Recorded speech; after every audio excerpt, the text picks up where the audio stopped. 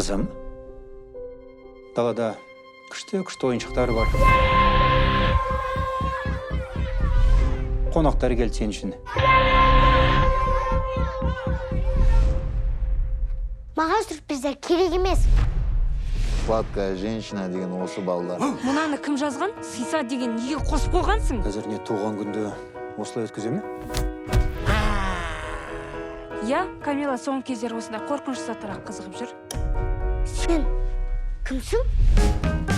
Сен ертеңнен бастап менің қызымның личный аниматор боласың. Без проблем. Бабай келді! Любой затты қозғалды. Көрсетші.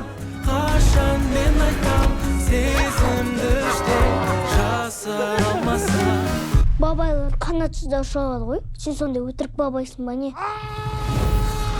Ура! Қара, Камила, сенің папаң бабай. Бап, кеше түнде кухняда сен ба жылаған?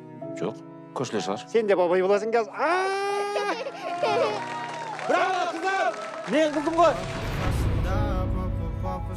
Неге мен не қалайдың сұрамайсыз? Қандай әдемі. Сол да қиын ба сізге? Сен үшін тырысып жүрмін. Осының барлығы Камила үшін. Кейін өскенде рахмет айтады. Бабай саған көп рахмет. Бабай. Давай. Қасымда папа шаршамайды. Сен үшін жасайды папа, сен үшін.